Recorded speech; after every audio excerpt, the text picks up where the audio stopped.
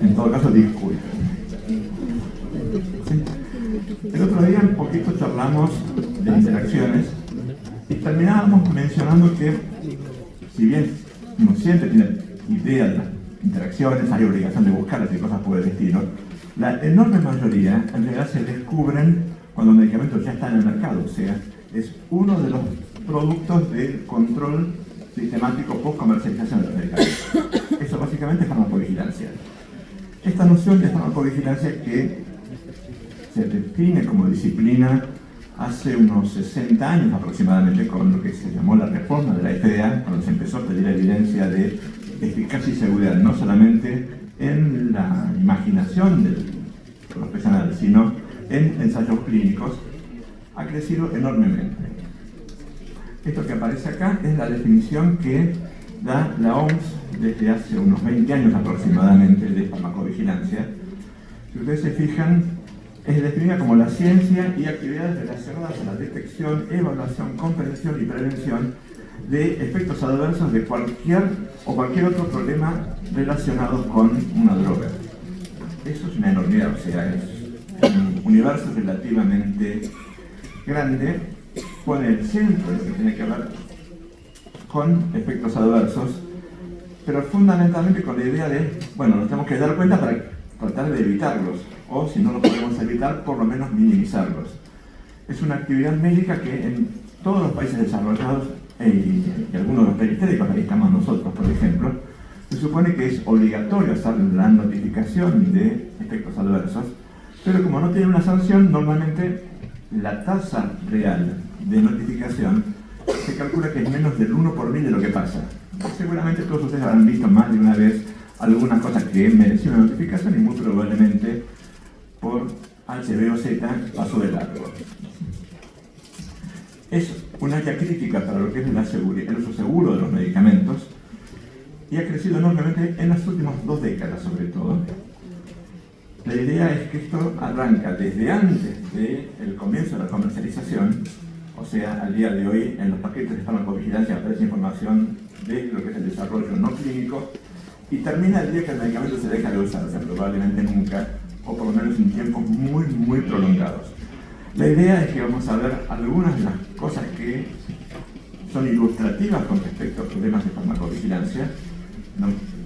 De hecho, ustedes han tenido en los casos clínicos que tuve oportunidad de escuchar recién, digamos, una cantidad de ejemplos de efectos adversos que son justamente demostración de la importancia que tiene la farmacovigilancia, incluyendo cosas que son más o menos recientes, como los efectos a nivel macular de los agonistas de GLP-1 o cosas por el estilo. Si ven el prospecto original de aprobación, eso no figuraba. Seguramente a partir de, no ahora mismo, pero dentro de no más de 6 meses, que luego estar incorporado no solamente en Estados Unidos, sino en todo el mundo, el riesgo duplicado de ese tipo de problemas. Es toda una especie de bola de nieve que se va haciendo cada vez más grande. Vamos a terminar, si tenemos suerte, hablando 2 palabritas de lo que son señales, que es lo que usan la gente que trabaja en farmacovigilancia para decir, ojo, acá está pasando algo. Por ejemplo, esa duplicación de la tasa de degeneración macular es una señal que requiere una investigación adicional. O sea, los tipos que fabrican y venden esos medicamentos hoy están todos invirtiendo a ver qué demonios pasa, porque no tiene una explicación, digamos, tan simple, tan lineal como a uno le gustaría. O sea, siempre tenemos alguna explicación, pero que esa explicación que estamos dando sea la correcta puede tener una cantidad de historias adicionales. El otro día hablamos de interacciones. Hablamos de interacciones farmacocinéticas, farmacodinámicas, acá aparecen algunos de los ejemplos de eso. Esto que aparece acá es la tablita que yo les mencionaba. Fíjense que es de hace justo 30 años. ¿Sí?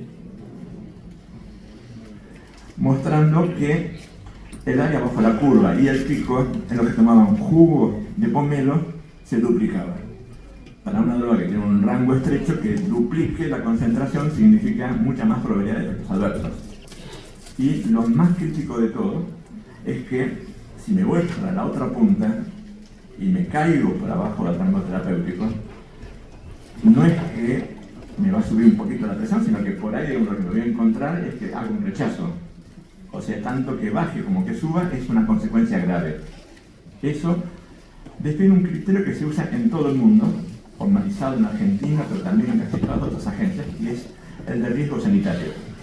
No todas las interacciones tienen la misma importancia, y las que son más relevantes son justamente las de más riesgo sanitario. Esto es cuando, por poquito que cambie para un lado o para el otro, la consecuencia es grave. Estar de vuelta en lista de Bucay es un problema.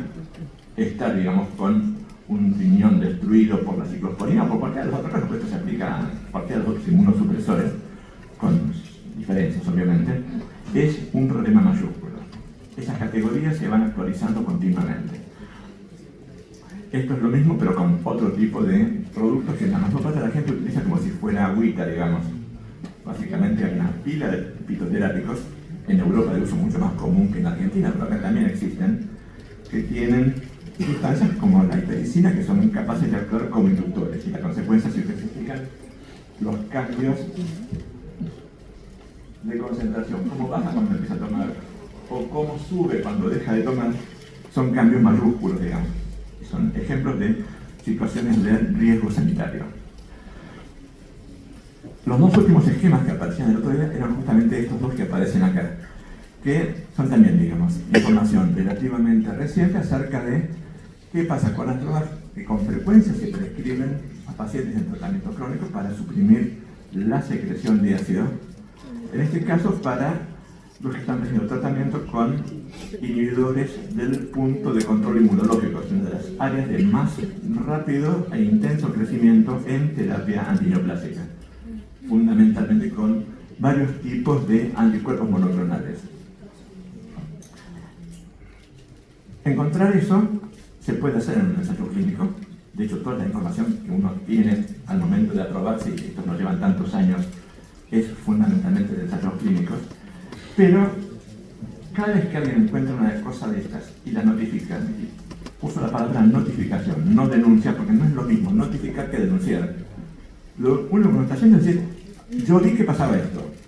El que tiene que tomar la decisión de si eso tiene o no relación causal es básicamente la autoridad. Localmente en Argentina esto lo hace la ANMAT, creo que son todos conscientes que hay una red nacional de farmacovigilancia cuya cabeza está en ANMAT, y a nivel mundial lo hace la OMS.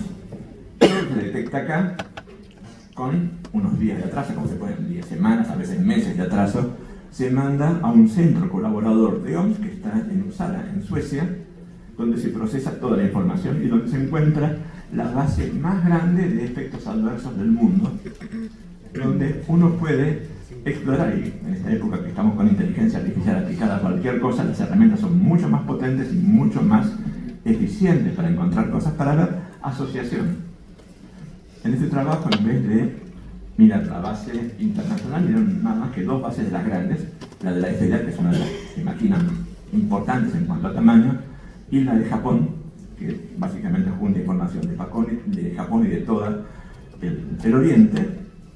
Y si miramos nada más que la parte que está resaltada en letras en rojo, con formato negrita, al final de todo, señales de interacción droga-droga fueron definidas como una diferencia del intervalo de confianza del 95% de no superposición entre cada una de las drogas solas o la asociación. O sea, de alguna manera sacarme de encima todo lo que pueda tener que ver con casualidad desde un punto de vista estadístico. No tiene una implicancia fisiopatológica porque no se conoce todavía. Y el resultado que encontraron es que la administración concomitante de supresores de la secreción de ácido, sea el conjunto de categoría o los inhibidores de bomba de protones, se asociaba con un aumento en el riesgo de injuria renal aguda. Eso, básicamente, dentro del combo total, era justamente por de la bomba de protones. Cuando separaban anti-H2 de inhibidores de la bomba, los anti-H2 no daban señal. Eso es una cosa que tiene una luz roja en el tablero de los tipos que miran esto, y esto a su vez le manda un pedido a los fabricantes para, bueno, chequen a ver qué demonios les está pasando. Y algunas de esas cosas, digamos, tienen respuesta, y otras cosas simplemente son descriptivas. Cada vez que uno encuentra una punta, después de ahí empiezan a entrar el violincito a ver qué es lo que se encuentra. Estos es lo que son los inhibidores del punto de control, que no hace falta que nos estemos hablando, pero es una categoría que seguramente han visto o van a ver cuando estén discutiendo tratamiento del cáncer. Lo que más más se utilice, que van a encontrar seguramente mencionado en pilas de trabajos, ya los médicos cuando vemos números tenemos tendencia a asustarnos, lo cual es un error, pero es relativamente frecuente. Es una cosa que con frecuencia la gente describe como riesgo relativo, pero que no lo es. Es una variable que se llama cociente de probabilidades, odds ratio en inglés, que me da un número que me dice qué tan llamativa es la diferencia que estoy encontrando contra lo que sería, digamos, que no hubiera efecto. Un cociente de probabilidad de 1 me dice que tener o no tener lo que no estoy midiendo, lo que yo supongo que por un factor de riesgo, es irrelevante, o sea que no cambia para nada lo que estoy midiendo, sea injuria renal aguda en el esquemita del resumen anterior o cosa por el estilo. Cuanto más se aleje de 1, sea hacia el lado del 0, o sea, hacia abajo, o más hacia arriba, más me está diciendo acá algo está pasando. No me dice por qué, pero me dice tenés que buscarlo porque esto es claramente sustancialmente diferente, o sea, algo está haciendo esa interacción. Deben haber leído un montón y seguramente van a seguir leyendo. Y es eso, una mera medición, un cociente cruzado, una tablita de 2×2 como esta que aparece acá, que les dice, digamos, qué tan probable es que estén viendo algo que tenga realmente implicancia, que tenga significación. Ya hemos hablado, y lo vamos a seguir, me van a seguir escuchando, y a otros docentes también, vemos que no hay medicamentos sin efectos adversos.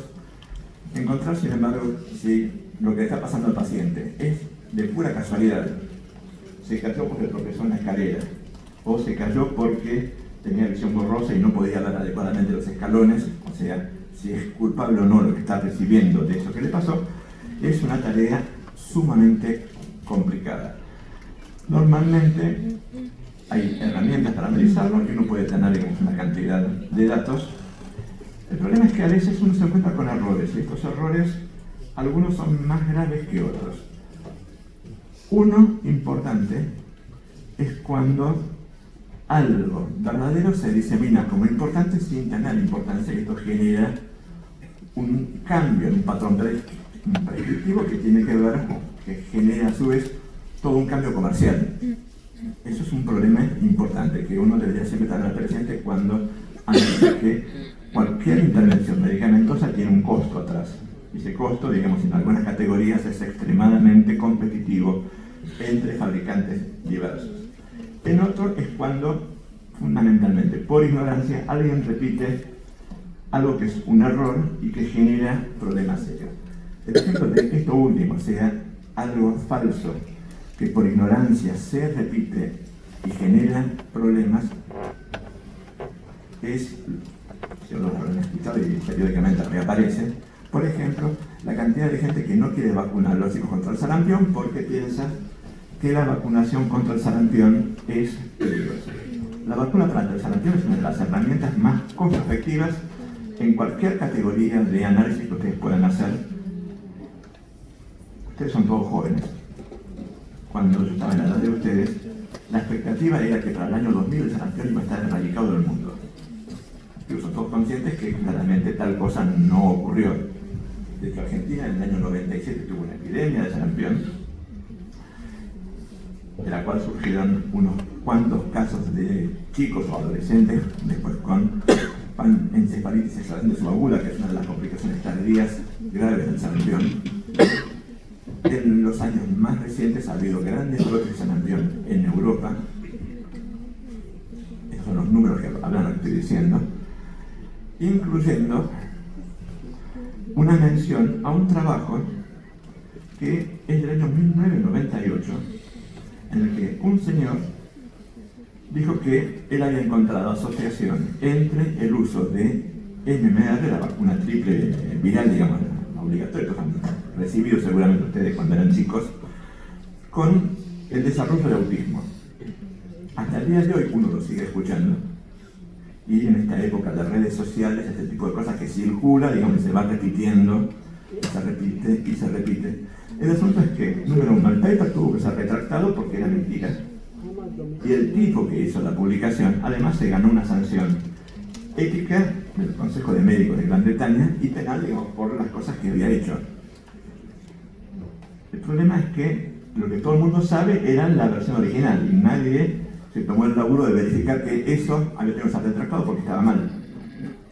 Con lo cual hay pilas de problemas vinculados a esto, incluyendo, esto es lo que había de casos en Europa en el 2018, cuando aparecieron los primeros casos acá en Argentina, y creo que todos han escuchado que estamos terminando una campaña de revacunación de los pibes justamente porque aparecieron casos afortunadamente importados, los que se desparramaron localmente. ¿Por qué? Porque tenemos chicos sin vacunar.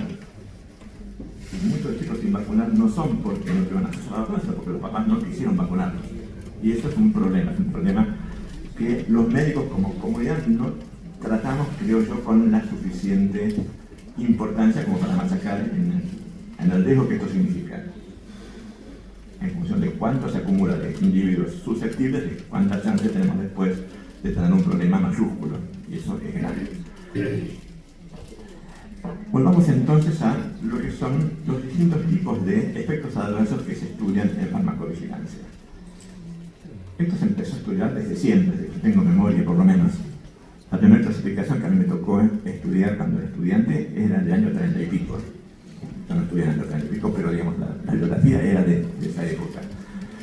En la actualidad, digamos, justamente porque los que tienen acceso a más cantidad de información, lo que utilizan la clasificación de OMS, que es esta que aparece acá, digamos, en una versión simplificada, 6 categorías de efectos adversos relacionados fundamentalmente con cosas que son razonablemente ubicables o detectables en la práctica clínica, para no depender de tener una idea clara del mecanismo de producción. Las clasificaciones por mecanismo de producción son bárbaras, o sea, no se entiende perfectamente. Estimuló en exceso el receptor beta y eso le generó taquicardia o le generó hipocalemia o lo que tengan ganas de imaginarse. Es fácil de entender. El problema es que en la mayoría de los casos uno no tiene idea de qué es lo que está pasando. A lo sumo puede describir qué estaba recibiendo y qué consecuencias tuvo. Casi nunca, de hecho, hay información, salvo que uno la vaya a buscar explícitamente, y algún ejemplo va a aparecer hacia el final, de qué concentración tenía de la droga sospechosa en el momento que tal cosa le ocurrió, que obviamente no es la práctica clínica corriente, ni mucho menos. La enorme mayoría de los efectos se calcula que 85%, haciendo cálculo de buen cubero, como creo que todos ustedes se imaginan que es esto, es la categoría A de eventos relacionados con la dosis. Más dosis tengo, o sea, mayor concentración se genera, mayor probabilidad hay de que esto ocurra. No todos, pero la enorme mayoría de ellos son una extensión aumentada de lo que uno está esperando que la droga sea capaz de producir. En algunos casos por interacciones, en algunos casos por algún cambio en condiciones propias del paciente, como por ejemplo su masa corporal o cosas por el estilo, o porque se equivocó y tomó más de lo que debía, o sea, hay toda una cantidad de posibilidades al respecto, pero usualmente son las que con más facilidad uno entiende, las que con más facilidad por lo tanto puede predecir, siendo en proporción la mayoría, son las que menos frecuentemente causan mortalidad o eventos graves. ¿Por qué? Porque todo el mundo razonablemente puede saber qué cosa está pasando y por lo tanto qué cosas puede hacer.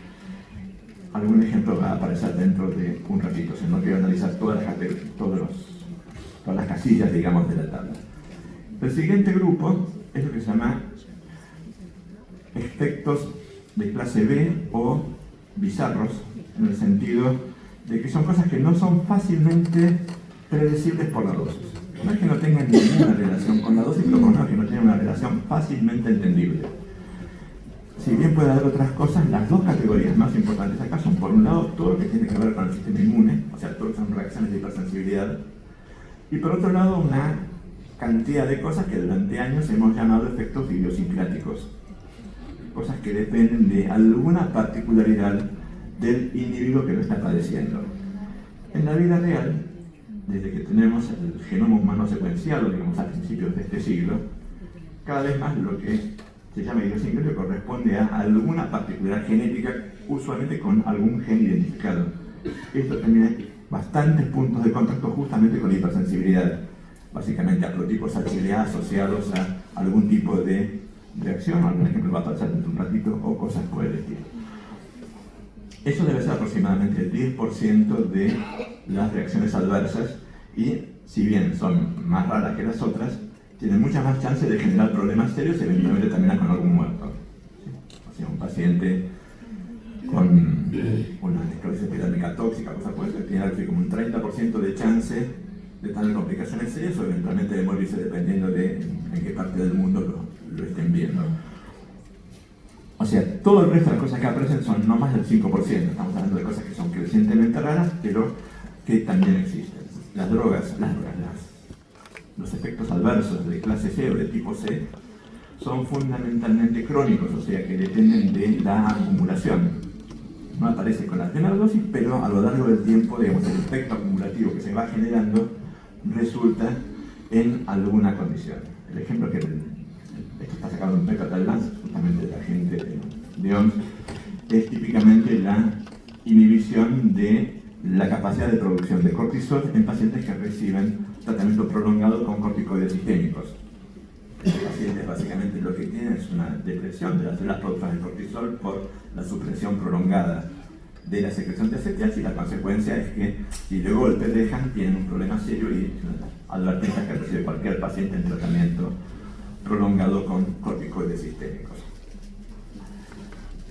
De esos debe haber más de los que están identificados, porque efectos crónicos, esto es la plasticidad del organismo a los cambios que generamos con los tratamientos farmacológicos, es un área que recién ahora se está empezando a entender, y paradojalmente a la cabeza de eso van los estudios justamente con psicofármacos, lo que estaba mencionando hace un ratito, digamos, de antipsicóticos o antidepresivos, que es un ejemplo clásico de que le empieza la medicación ahora y empieza a ver algo dentro de 2 o 3 semanas y a veces más.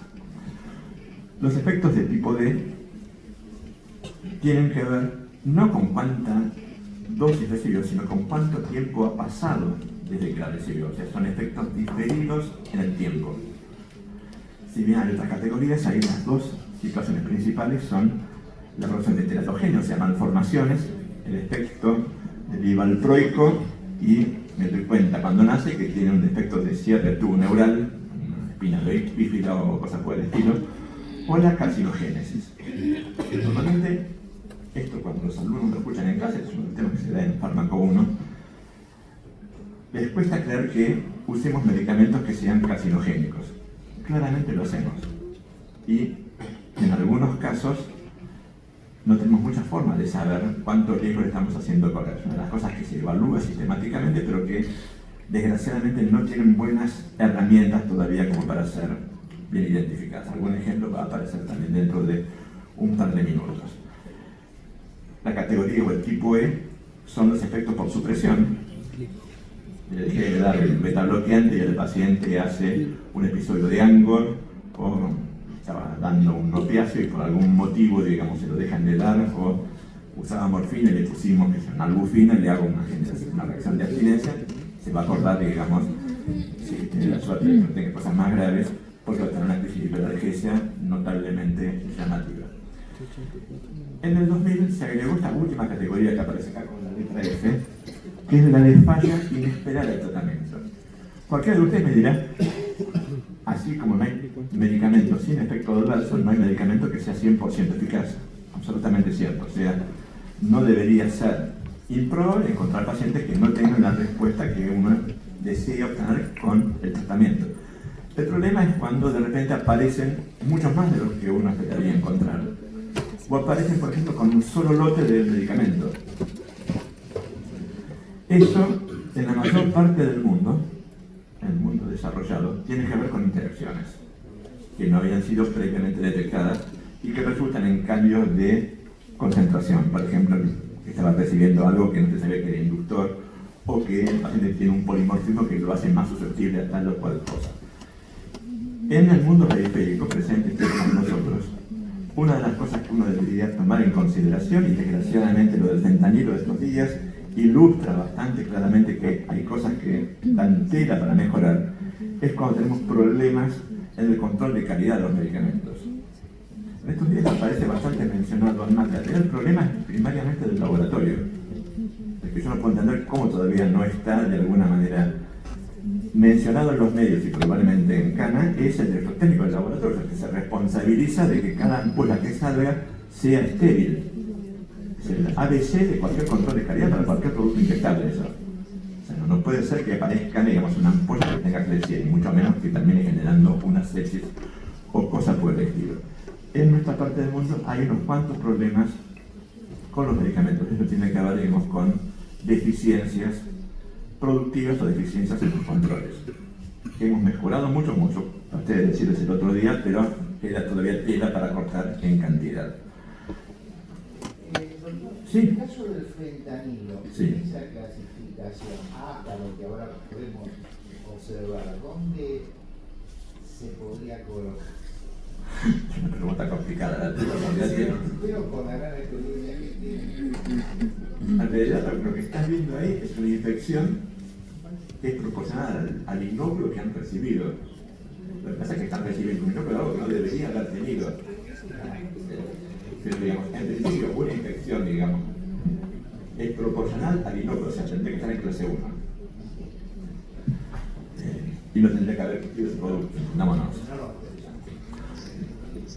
De estos ejemplos de clase 1 hay pilas, digamos, no lo vamos a ver todo porque sería imposible, pero algunas ideas muestran que, siendo un montón, pueden ser bastante heterogéneos.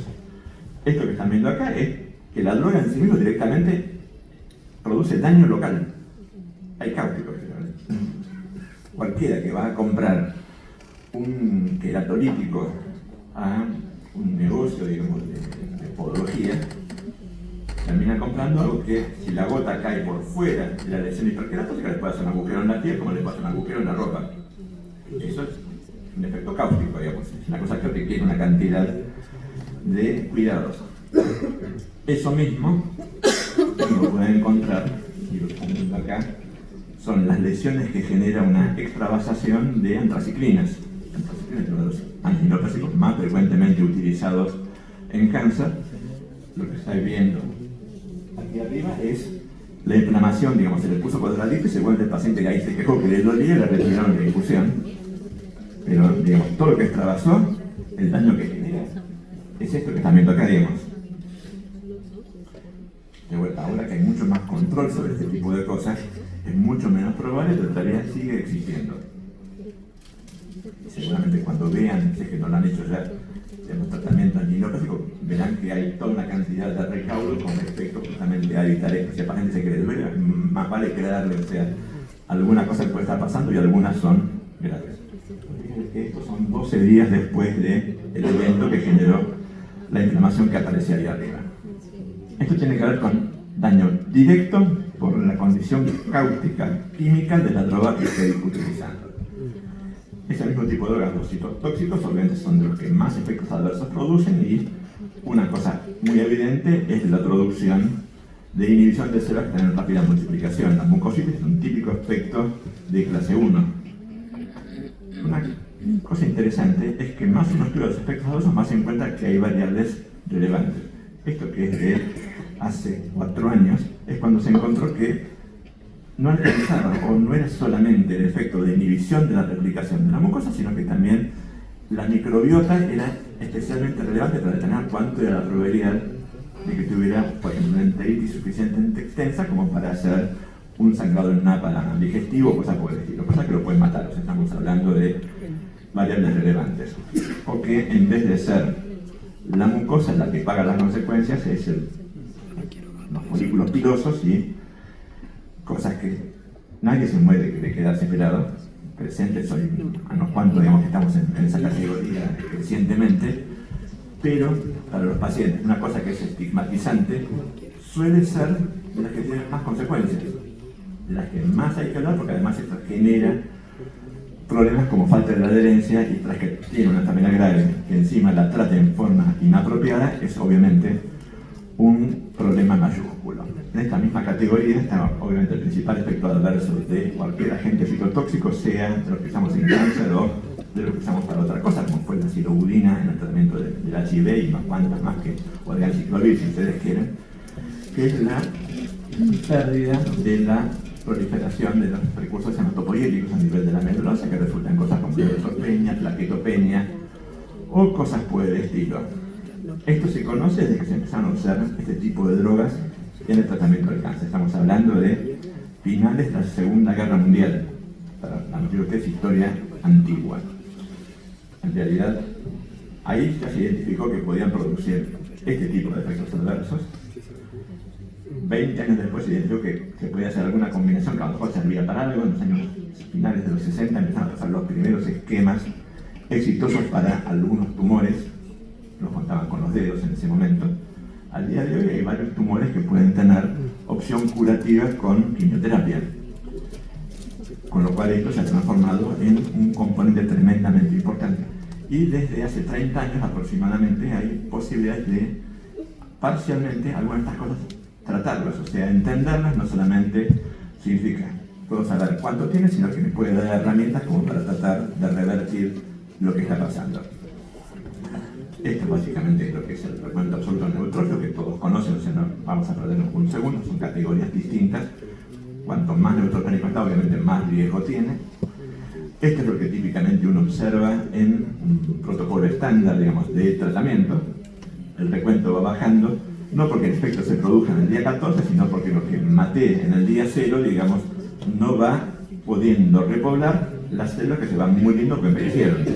Recuerden que el neutrófilo tiene poco menos de un día de vida media, con lo cual, digamos, su tasa de reposición es muy alta, en función de cuánto baja y cuánto riesgo tiene, y eventualmente, si baja más de lo que uno desea, se puede encontrar que dicho que pasa se lo puede llevar puesto con relativa facilidad. Eso desde comienzos de los 90 tiene la cantidad de alternativas de tratamiento con factores estimulantes de colonias, igual que el paciente que hace una neutropenia porque tomó metimazol o cosas por el estilo. O sea, la comprensión da herramientas para avanzar, y a medida que las va dando también me da puntos de control.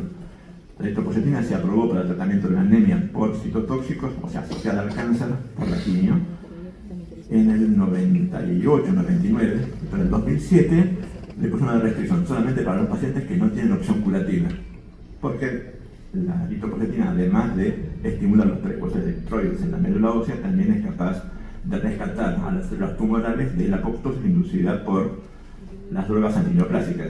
Entonces, si el paciente tiene opción curativa, debemos darle algo que le saca el efecto, lo que puede llegar eventualmente a ayudarlo, es una muy mala alternativa. O sea, es muy dialéctico cómo va cambiando continuamente, digamos, la forma en que interpretamos el mismo tipo de efecto adverso y las cosas que tenemos que hacer frente a él. Podemos tener drogas cuyo problema sea no en sí mismas, sino lo que se genera a partir de ellas. Por ejemplo, los metabolitos, el ejemplo más obvio que todos conocen hasta el cansancio es el paracetamol o acetaminofeno, eso no es la misma droga, obviamente, que básicamente es un metabolismo complejo. En los últimos 5 años se ha puesto de moda que además ese metabolismo tiene varias vías, y una de las cosas que se genera de ahí son sustancias con efecto analgésico adicional, o sea, el efecto del paracetamol no solamente la inyección de la COX, como seguramente todos ustedes han estudiado en algún momento en la facultad, sino también la activación de receptores de cannabinoides, que le agrega un plus de efecto analgésico, por lo menos interesante, del cual no vamos a hablar ahora ni cosas por el estilo. Esto que aparece acá es básicamente para recordar que entre esos metabolitos hay uno que es un radical. El radical genera estrés oxidativo, y eso, cuando supera la capacidad del hepatocito, termina matándolo, y el paciente desgraciadamente puede hacer una insuficiencia hepática y terminar, digamos, bueno, muerto a partir de eso. Eso también desde hace 50 años se sabe que se puede tratar, por ejemplo, con la acetilcisteína, no la que usan como mucolítico, sino acetilcisteína intravenosa, con toda una cantidad de cosas que la mayor parte de los centros de toxicología no tienen. En definitiva, efectos de clase 1, esos que dependen de la dosis, pueden involucrar mecanismos bastante diferentes, que con un poco de poco podría meter lo que preguntaba con respecto, digamos, a los contaminantes que no deberían haber estado en el fentanilo o cosas por el estilo. Efectos de clase 2, tenemos básicamente, dijimos, reacciones de hipersensibilidad, son cualquier reacción mediada por el sistema inmune, y a esta altura del partido el sistema inmune es otra de las redes de los últimos 30 años dentro de lo que es la investigación biomédica, con lo cual, de lo que era la clasificación clásica de Helicum a nuestros días, ha habido una cantidad enorme de crecimientos. En particular, esto que desde hace más de 10 años les ilustra cómo se agrandó, digamos. Clase 1 son las típicas reacciones mediadas por IgE, anafilaxia en sus más diversas formas. Esas que son las que todo el mundo tiene presentes, no suelen ser las más frecuentes. Clase 2 básicamente son mediadas por la formación de complejos inmunes. Muchos pacientes que se quejan de que les duele la articulación, que tienen una aspirina específica cuando están recibiendo algunos medicamentos. Una surfa, por ejemplo, puede ser a partir de esto. Hay varios ejemplos relevantes. Típicamente los de clase 3 es cuando yo tengo un anticuerpo que se pega a la droga o un metabolito que digo de ella que está fijo en algún lado y eso genera algún tipo de daño.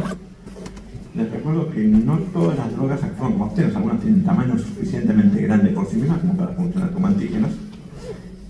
Y los de clase 4, que cuando se hizo la clasificación parecían, digamos, una categoría poco identificable y poco comprendida, hoy en día se dividen en función de quién es el que hace el papel de asesino, digamos, en esa especie de película de mafiosos que están viendo. Son todas reacciones mediadas por células T, pero en un caso el efector es un macrófago, en otro el eosinófilo, o las propias células T o un eutrófilo. Cada una de estas cosas produce características diferentes. Todos estos símbolos que aparecen mencionados acá, que está acá abajo puesta la clave, van desde Steven Johnson, que ustedes han estudiado en algún momento, hasta la necrólisis epidérmica tóxica, los síndromes con hiperosinofilia asociada y daño sistémico. O sea, hay una extensa lista de categorías, la mayoría de los cuales son de alto riesgo, esto es con alta probabilidad de mortalidad, y habitualmente con poca chance de hacer muchas cosas si uno no se da cuenta rápidamente. O sea, todos los años hay pacientes muertos por DRES en la Argentina y en todo el mundo. Esto es precisamente una situación. El DILI, el anteúltimo que aparece ahí,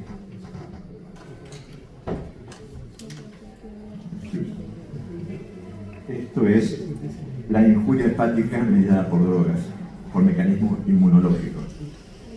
Un candidato que va a aparecer acá en algunos de los esquemas que vienen más adelante es el ácido clavulánico, que a uno le genera un poco de, por lo menos, admiración, porque creo que clavulánico todos han utilizado no una, sino un montón de veces. Cuando ven las series de pacientes en trasplante hepático en el mundo, la droga que más comúnmente aparece asociada es ácido clavulánico, por mecanismos que por cierto se entienden poco. Como les decía hace un momentito, muchos de estos tienen asociación particular con algún aprotipo HLA en especial.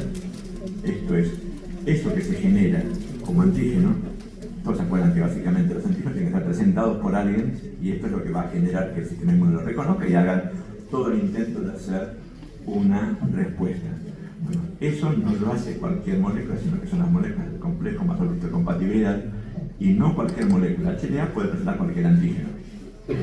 Tenemos un repertorio que permite que agarremos cualquier cosa, pero no es que cualquier molécula va a presentar cualquier antígeno. En la práctica, no cualquier paciente puede ser alérgico a un medicamento.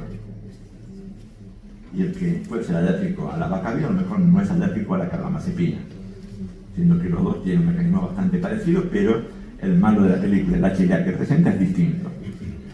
Eso, en este momento, es parte de la información que está en los prospectos y es parte de lo que obligatoriamente los fabricantes tienen que medir. Y la consecuencia de eso es que en el prospecto de la vacavir o el de talopurino, la recomendación antes de empezar a usarlo, tómese el trabajo de medir qué HLA tiene el paciente. Que nuevamente en el mundo civilizado es una PCR, una cosa que se hace de rutina en cualquier lado, que para vacavir lo que se desarrolló fue un kit comercial en Estados Unidos que imaginan valía una cantidad interesante de dólares y que fue rápidamente reemplazado tanto en Córdoba por gente de Córdoba como en Buenos Aires por gente del Hospital de Garrahan con una PCR patio en casa que permite medir exactamente lo mismo y que permite saber quién sí y quién no, pero que tomas el laburo de hacerlo, o sea, de mandar una muestra de sangre y esperar, digamos, las 24 horas para tener el resultado. Ese tipo de cosas que, digamos, hoy en día se entienden, hace 30 años era ciencia ficción. Y esto está creciendo muy rápidamente, insisto, por la velocidad de avance de lo que es la información genómica que tenemos de nuestros pacientes. ¿Sí? Estos siguen siendo ejemplos más o menos lo mismo. Fíjense que las drogas se repiten de esa misma clase 2 aparecen algunos clásicos. Todos han escuchado hablar de la dipirona y el gran debate, digamos, con respecto a hasta qué punto tiene o no utilidad seguir utilizando dipirona en el tratamiento del dolor o el tratamiento de la fiebre. Esto es básicamente uno de los análisis de lo que es la probabilidad de tener. Creo que todos se acuerdan, la dipirona está asociada con la producción de granulocitosis. Eso fue lo que en la década del 70 le costó el registro en Estados Unidos y pocos años después en la mayor parte de los países europeos, pero no en todos. Y se ha generado una enorme cantidad de controversia con respecto a lo dejo o no lo dejo. El argumento es, si tiene un efecto adverso grave y tengo otras cosas que hacen lo mismo sin tener ese problema, digamos, ¿qué sentido tiene, digamos, jugar a ver si me encuentro justo al paciente que le toca ese efecto adverso? Ese razonamiento es típico de farmacovigilancia y van a ver que entre la misma pregunta diferentes autoridades y diferentes personas lo miden diferente, o sea, pueden tomar más o menos riesgos y la consecuencia, digamos, en la mayoría de los casos es irrelevante, pero al que tocó el problema serio tiene consecuencias graves. Yo les mencionaba, la dipirona se prohibió en Estados Unidos, creo que es en el año 71 o 77, no estoy seguro exactamente, me parece que es 71. En el medio, han pasado más de 50 años de esto, aparecieron, digamos, por un lado, muchos más pacientes con problemas vinculados al dolor, o sea, pacientes con paliativos hoy en día, sino en moneda corriente en cualquier hospital de mediana o gran complejidad. Por otro lado, las alternativas analgésicas de que disponemos, si bien están aumentando, digamos, no crecen con la velocidad que uno desearía, con lo cual hubo muchos intentos de repensar si tenía o no sentido permitir que esto volviera a ser utilizado. Bueno, uno de los que tomó la tarea de introducirlo de vuelta en el mercado y ver qué pasaba fue Suecia. Esto que aparece acá es básicamente lo que se encontraron. Empezaron de nuevo a utilizar dipirona con una cantidad de controles y desgraciadamente lo que se encontraron es que no solamente reaparecía algo, sino que era bastante más frecuente de lo que había sido estimado en condiciones previas.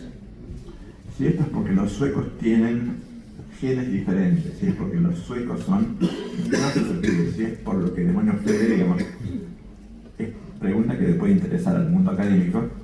Desde el punto de vista de una agencia de control de medicamentos, es correr un riesgo sin tener un beneficio suficiente a cambio.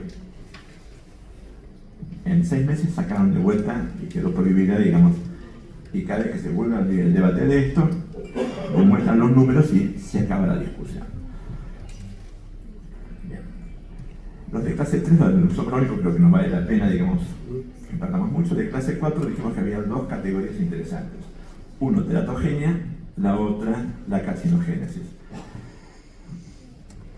Hay pilas de chicos que nacen con malformaciones. Una cosa interesante que aparece dentro de 3 o 4 esquemas es que en la mayor parte del mundo desarrollado, donde el aborto comenzó a ser legal hace aproximadamente 35 años, cosas por el estilo, una de las cosas que uno encuentra es que un montón de patologías congénitas han dejado de aparecer. ¿Por qué? Porque son detectadas precozmente y esos embarazos son interrumpidos. Esto es, la tasa de chicos con Down, por ejemplo, en Europa Occidental bajó enormemente a partir justamente de interrupciones del embarazo cuando se detectan ese tipo de problemas. Lo mismo, digamos, con otra cantidad de situaciones que son detectables mediante estudios esencialmente durante la vida intrauterina. Hace 3 años, creo que todos ustedes habrán escuchado en los medios, una de las cosas que generó más repercusión en el mundillo, digamos, de los controles de básicamente lo que es aborto o no aborto, es que la Corte Suprema de Estados Unidos dio vuelta a un fallo que durante años había permitido la interrupción legal del embarazo en Estados Unidos. Eso cambia las reglas de juego. Ese es un debate que está al día de hoy, porque muchas de las cosas que generan malformaciones hoy en día se van a encontrar con que no tienen la herramienta que durante los últimos 30 años más se utilizaba para evitar que aparecieran. Las drogas como causa de malformaciones o de alteraciones en el desarrollo que ustedes explican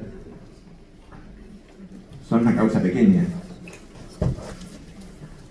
Si hay un 1% aproximadamente de nacimientos o malformaciones, el 1% es 1%, es uno de cada 10. Es un número chiquitito, es algo que sea una cosa tremendamente ostensible, como pasó con la talidomida en su momento. Lo usual es que pasan desapercibidos. Y eso tiene que ver con que hay un montón de factores, además de lo que una droga puede hacer, capaces de contribuir a ello. Hoy por hoy, digamos, uno de los debates, y seguramente las cosas acá llegan con un poco de demora, pero llegan en relación a teratogenia, es qué pasa cuando uno prescribe drogas de las que no sabe hasta qué punto corre el riesgo de generar algún daño durante un embarazo. Y no tiene una buena respuesta, o sea, no hay una solución para esto. Pero háganse la idea que eso va a volver a aparecer como debate en la actualidad. Esta referencia que aparece puesta ahí es justamente una revisión de hace un par de meses, de abril de este año, en algún lado está, ahí está el número, pero lo dice abril, acerca de cómo se está encarando esto en el mundo desarrollado. Y la respuesta es no tiene una solución, pero por lo menos hay que pensar y discutir con los pacientes cuando se utilizan drogas de las que uno no sabe cuánto riesgo está corriendo, que son la mayoría. La otra cosa que dijimos que entraba acá es básicamente la carcinogénesis. La mayor parte de las drogas que utilizamos en el tratamiento del cáncer son generadoras de alteraciones en el ADN, o sea, son generadoras de mutaciones. Ese daño al ADN es lo que lleva a que las células se mueran, es lo que estamos buscando, pero si por algún motivo la célula no se murió o a la que le estamos dañando el ADN es una célula normal, podemos tener un problema. De esos problemas, el más relevante justamente es que estas drogas son capaces de generar neoplasias. Esto que aparece acá es una revisión de hace 20 años. Esencialmente, digamos, hay datos más recientes, pero la figura es bastante característica.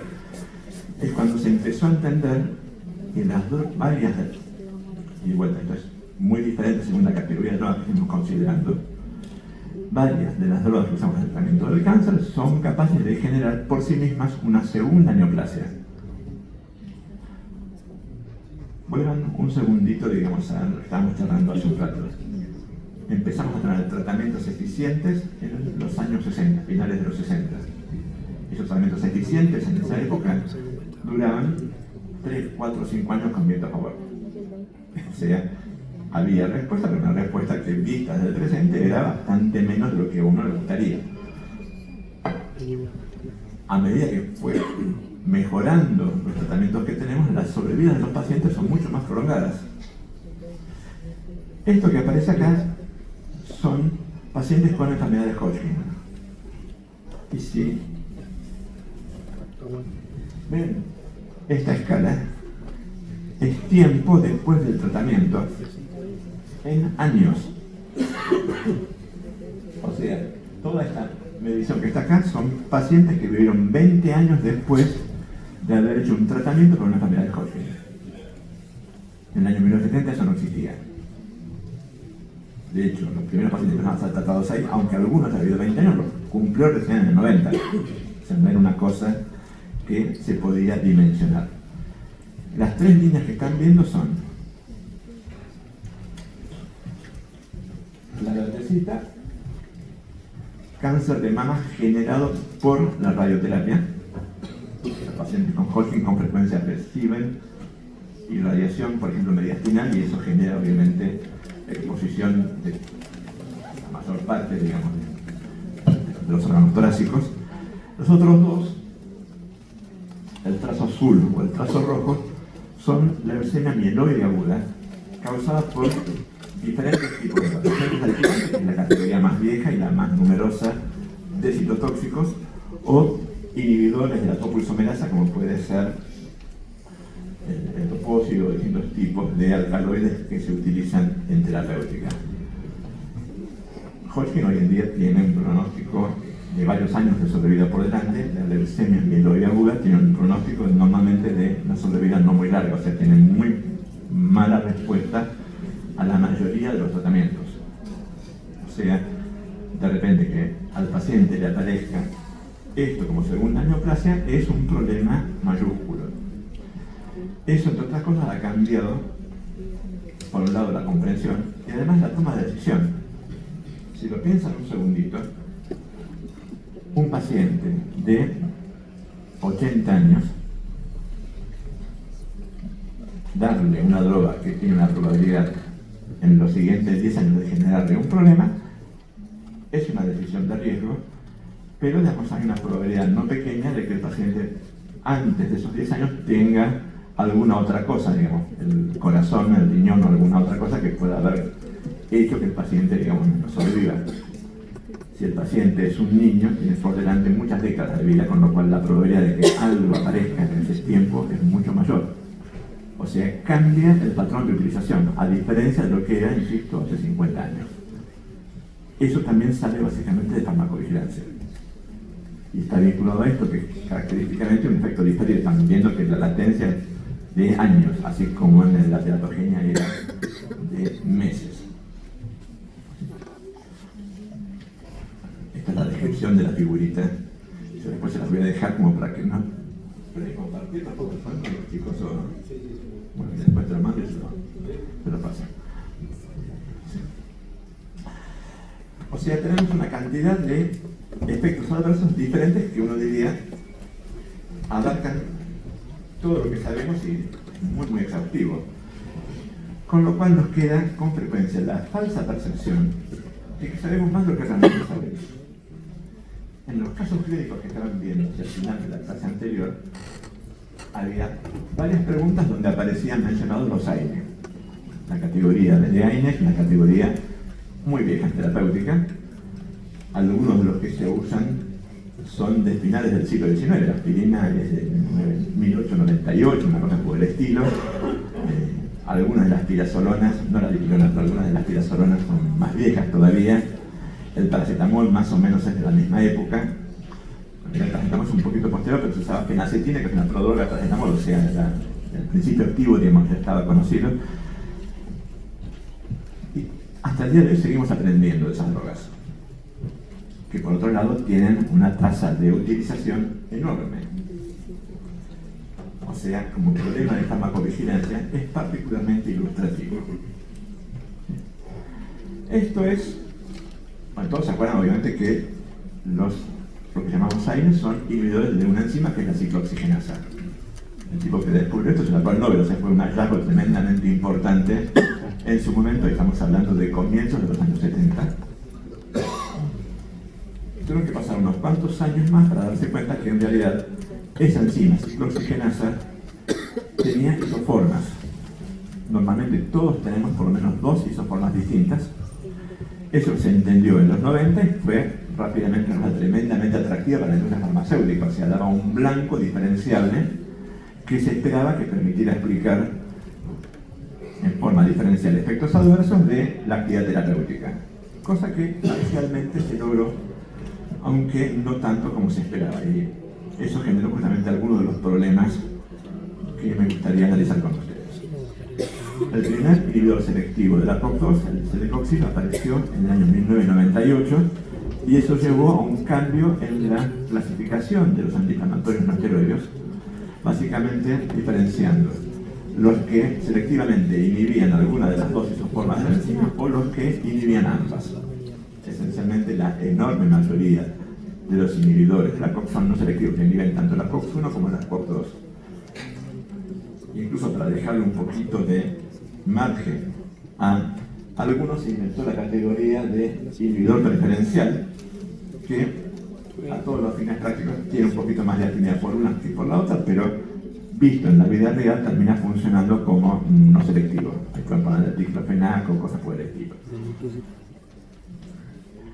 Esa idea de que uno podía aprovechar esto tuvo impacto en algunos efectos adversos El más relevante de todos es el más común de los efectos adversos de los AINE, que por supuesto es la patología digestiva, generación de ulceración y sangrado, que es causa de muerte todos los años de unos cuantos pacientes.